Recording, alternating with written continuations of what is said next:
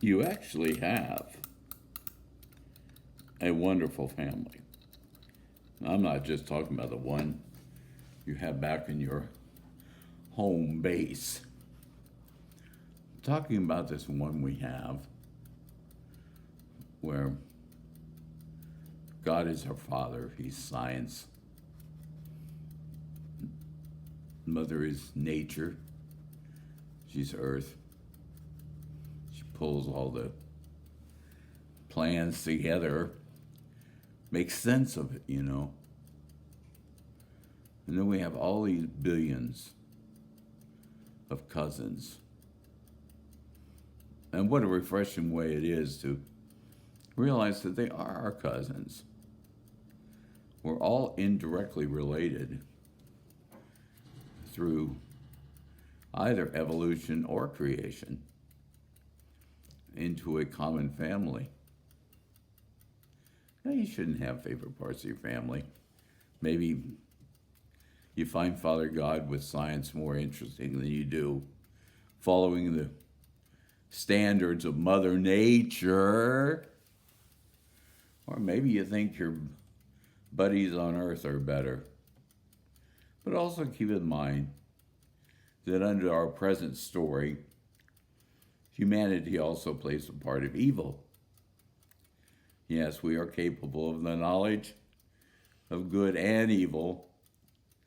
So at any particular point, that buddy over there can transform him, her, herself into your enemy temporarily, hopefully, on this journey. Now I'm slowing it down just a little bit here because this is a great premise. Especially with all this we're going through with the races and racial inequality and gender bias, and it's just wonderful sometimes to realize that the order of the universe, the specific way things are supposed to work, includes for this equity. Father Science and Mother Nature working so close together, working for the fulfillment of the two of them rather than the futility. There's so much futility working nowadays. Well, you do that and I'll do that and we'll see. We'll see who's right.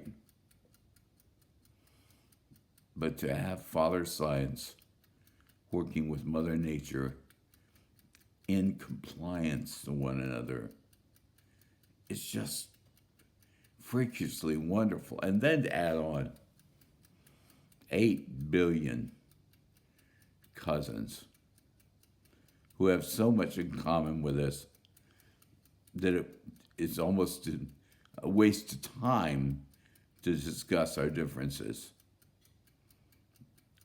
It's just an amazing, grandiose story. But where do we take it from there? Are there people that are supposed to be more important than others? Are there people that just should be banished from our minds because of certain things they pursued or they've done? Is there a limit to the science of God? And does he suddenly, in the midst of science, go back to being the judge of the universe? How does it work? Because I know people just don't want to go with a simple plan of God the Father, the science, Mother, the nature, and 8 billion cousins. It almost sounds childlike. We want a more complicated rendition. Can we afford one? Can we afford taking the beauty of this simple life and turning it into a more drastic formation.